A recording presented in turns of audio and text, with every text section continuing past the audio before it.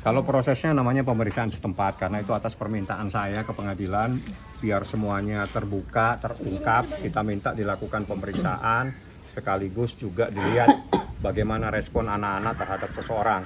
Ternyata anak-anak tetap menolak, bahkan teriak-teriak tadi. Naik dikit Pak, naik dikit. Biar saya jajar sama Pak Im. Saya aja maju ya. Maju ya. Jadi tadi itu pemeriksaan setempat, di mana atas permintaan saya selaku kuasa hukum Mbak Im Wong minta supaya dilakukan pemeriksaan di tempat, di mana 3 tempat, rumah yang ada di Ozon, rumah yang ada di Delman, dan rumah yang ada di Tiger Wong. Dari tempat pemeriksaan itu biar majelis hakim yang menyimpulkan. Yang jelas tadi dalam proses itu majelis hakim juga sampai masuk ke kamar, juga melakukan pemeriksaan di lantai berapa di rumah yang ada di Ozon. Artinya hal tersebut untuk melihat kelayakan tempat untuk 2 orang anak tersebut. Apakah rumah tersebut layak atau tidak layak. Yang terpenting dari semua persoalan ini, seseorang itu harus sehat jasmani dan rohani.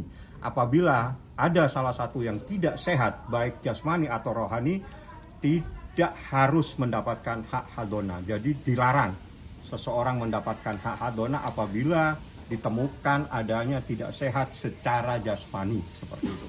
Memang itu bukan ada Ya, Anda tanya aja sama mereka semua, jangan tanya kepada saya. Yang jelas menurut hukum seperti itu. Mbak Im juga tadi udah ketemu, anak-anak juga datang. Begitu anak-anak datang juga dalam keadaan berteriak dan tidak mau. Artinya masih ada penolakan dari anak-anak. Anak-anak jangan dipaksa, jangan dijadikan objek.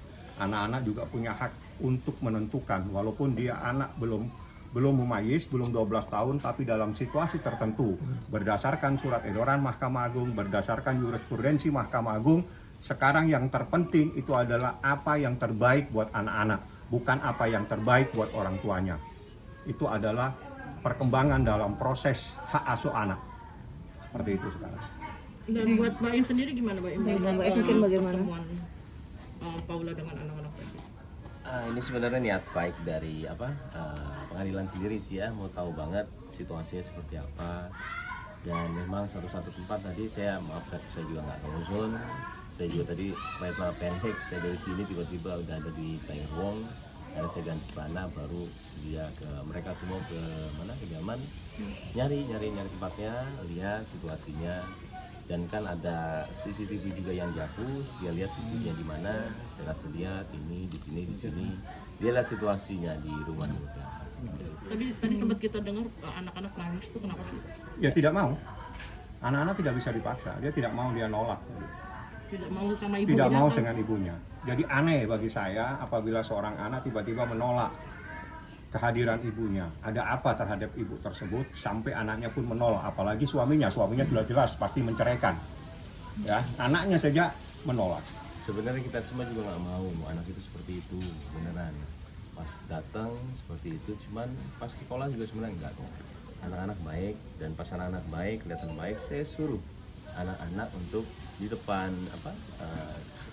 gurunya sama kita bilang Miss Julia, ada semuanya Miss depannya ya. Ada saya bilang pulang sama mama yuk. Karena kalau anaknya sudah tenang, nggak apa-apa, mau pulang sama lagi nggak apa-apa. Cuman kalau tadi kondisinya kayak tadi, jangan dipaksa. Karena kasihan psikis anaknya. Dan saya tuh cuma sesimpel itu sebenarnya. Akhirnya kuncinya cuman bonding aja. Orang tua sama anak sampai benar-benar ini, tiap hari juga apa-apa, tapi jangan bilang kita yang melarang. Itu salah banget, dan kita nggak pernah melarang sekalipun. Artinya kamu hak asuh ingin di kamu, tapi Paula boleh kapanpun. Ini bukan masalah hak asuh sebenarnya, ini masalah yang terbaik buat Anak-anak sih ya. Ini bukan masalah hak asuh. Saya itu laki-laki itu sebenarnya maunya bebas.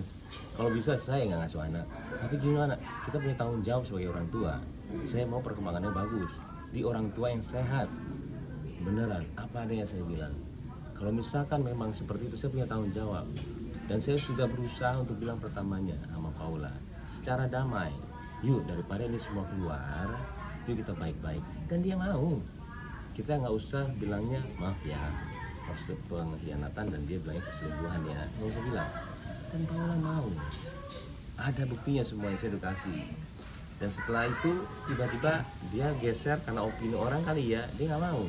Ya sudah, saya bukan yang mau mempertahankan hak asuh anak. Yang terbaik buat anak saya harus lakuin. Dan bukan berarti saya memisahkan, beda juga. Ini beda-beda semua, kan persepsinya diputer-puterin terus.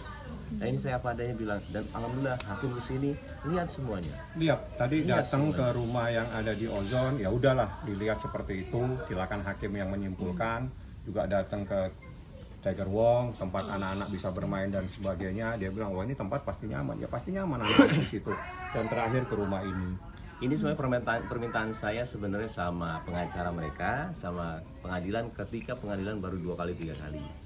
Datang deh, saya bilang.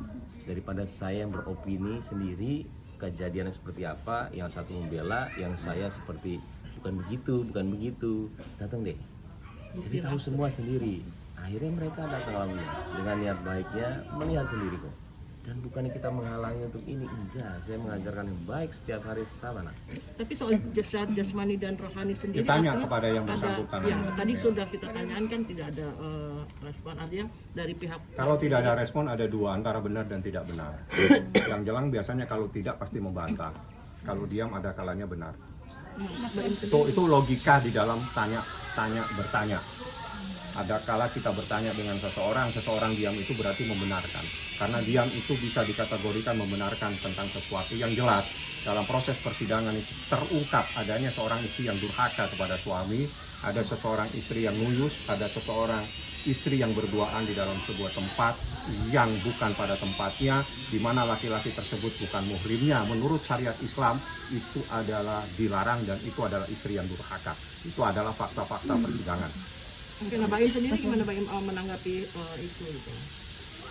Jadi gini yang paling mungkin Paula juga tahu kali ya. Gini loh. Yang paling tahu akan semuanya adalah kita berdua. Mau itu KDRT, mau itu mengajarkan anak untuk membenci ibunya, mau itu pelit, mau itu kita berdua. Tapi ada satu yang dilupa. Ada saksi hidup yang akan terus berkembang. 2 anak ini. Dan semua yang ditulis sama dia itu abadi. Yang dibully ke saya itu abadi.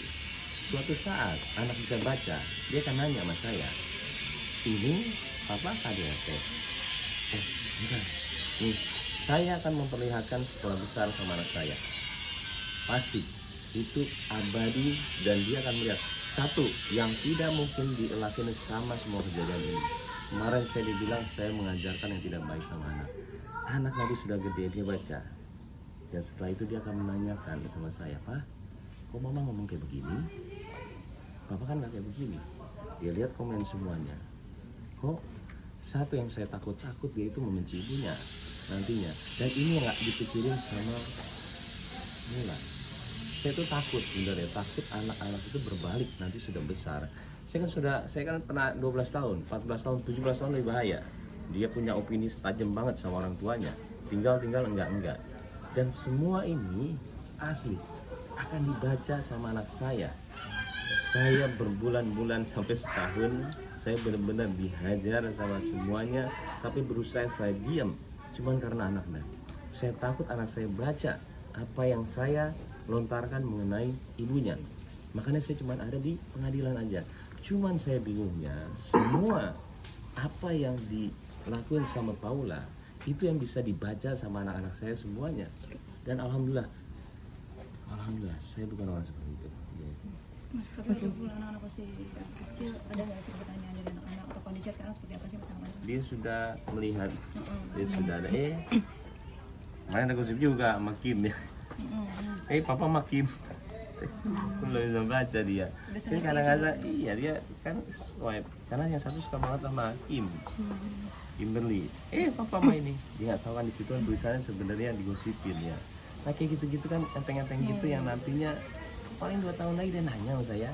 Dan ini kan saya tiap hari sama dia. Dia tahu setiap hari saya ngajarin apa sama dia. Kok mamanya bisa bilang begini? Pasti dia akan takutnya benci sama ibunya. Itu doang saya. Takut saya karena realitanya nggak seperti itu. Tiap hari saya jejelin untuk sayangin ibunya. Tiap hari sayangin mama. Tiap hari. makanya saya nggak tahu, semua diputar balikin siapa yang ya sudah itu aja sih. Mas Bayu, mungkin penolakan yang diterima oleh Paula sejak kedatangan atau sejak misalnya minta gendong atau gimana gitu Mas? Saya nggak bisa jelasin itu, takut panjang lagi. Kenapa? Nanti takutnya dikirain saya membela untuk dia begini kok anaknya sama ibunya, nggak bisa. Karena ada satu momen dia terima kok, di sekolah saya terima, saya jujur-jujuran dan saya senang lihat dia. Saya disuruh nunggu jam 11 sudah datang. Paula di sana di dalam, saya diemin setengah jam, ada saya diemin 40 menit, saya diemin. Saya masuk, Yano, dia senang mukanya. Yano, mau pulang sama mama? Ih, pulang sama mama. Tapi habis itu nggak mau. Dia ini, udah jangan nangis-nangis, papa nanya doang. Udah. Tapi kan lama-lama kan akan terjadi, ngerti nggak? Bonding lama-lama dia mau kok. Nah kalau gitu kalau misalnya mau nginep terserah. Sampai kadang-kadang juga sesimpel teori seperti itu. Tapi kenapa tidak bisa masuk ke dia, yang akhirnya saya malah kayak orang jahat di sini, bingung. Dan saya ngomong di sini bilangnya, saya harus berbicara dengan bahasa apa? Sedangkan saya nggak bisa berbicara, kenapa?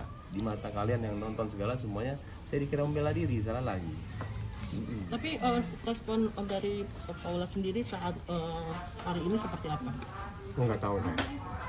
Kita nggak tahu kalau responnya. Kenapa nggak nanya ke dia? Nanya aja ke dia. Yang jelas di dalam Tapi kan tadi kita juga sampaikan beberapa poin. Salah satunya itu syaratnya itu sehat jasmani. Ya, itu aja. Tapi tadi anak Garut ya. Pengen apa sih sekarang? Ini kan juga bulan puasa, bentar lagi lebaran. Mungkin dari Mas Bayu pengennya seperti apa sih Mas? Itu dia, ini terjadi bulan puasa lagi. Ya Allah, saya sampai bilang ke dia juga, Paula ini puasa loh.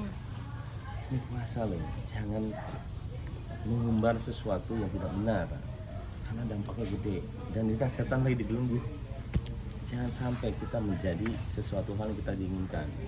Takutnya kesana gampang digoda. Dan saya bilang kok. Dan saya sekarang kalau misalnya ditanya gimana sekarang, saya nggak baca, saya nggak mau lihat berita soal saya apapun mau bagus berita soal saya juga saya tenang seperti ini dengan anak-anak, fokus. Kalau anak-anak sudah baik sama ibunya, silakan. Sudah saya fokus. Dan bukan berarti mau menang atau kalah saya di pengadilan. Saya akan buktiin sama Paula. Saya akan menjadi orang yang sangat mendukung dia. Demi Allah saya bilang sekarang. Kalaupun itu terjadi, saya langsung kasih dia. Oke, pakai cara gue ya. Yuk, kita nginep di hotel berduaan nih, kanan kiri. Apa namanya itu? Connecting. Dah, gue sebelah, lu sebelah. Suruh tidur malam. Udah berhari-hari. Lama-lama sendiri gue tinggalin. Nikmatin. Sesimpel itu sebenarnya, cuman saya sampai bingung untuk bicara sama dia. Tapi kan anak-anak nggak bisa dipaksa. Sama, tapi ini kan persepsi saya pengacara kadang-kadang lain ya. Saya sebenarnya bukannya membantah dan dia juga bukan ini. Kita dua-dua istilahnya saling bekerja sama. Cuman kalau saya kadang-kadang sebagai ayah untuk ibu Yang terbaik. Iya, bukan gimana-gimana. Oke, artinya setelah ini apa proses? Habis ini kesimpulan mungkin dalam bulan setelah Lebaran baru putusan. Itu aja. Doain aja. Iya. Putusan perceraian atau putusan Jadi satu putusannya, perceraian dan sekaligus hak asuh anak. anak? Iya, doain aja. Karena gugatannya hanya itu saja. Jadi gugatannya itu hak asuh anak dan perceraian. Jadi mohon maaf, perceraian dan hak asuh anak jadi satu. Itu satu kesatuan yang tidak bisa dipisahkan. Nanti diputuskan kedua-duanya. Tapi harta gunung gini beda lagi. Nggak ada gugatan harta gono gini. Saya nggak mikirin sampai sekarang. Kita nggak ada gugat Saya harta nggak bersama. mikirin. Dan saya tahu apa yang dilakuin, tapi saya nggak mikirin dilakuin dia ya. Saya nggak mikirin. Saya fokusnya bukan ke situ. Nggak ada fokus ke situ sama sekali. Kalau saya orang seperti itu, aduh jangan deh. Kita malah berpatokan sama duit, jangan deh. Lebih ke anak aja. Pokoknya gini, ini drama belum selesai pastinya. Tolong juga jangan terlalu giniin saya. Saya kadang-kadang butuh ketenangan. Pasti akan lagi ada drama nih sebelum keputusan, dan saya yakin banget akan ada. Kemarin ini kagetan ya, tiba-tiba saya bilang nanti ada lagi sih. Cuman saya berusaha tenang sekarang karena anak-anak apalagi lagi puasa ya. Itu aja sih. Oke. Ya.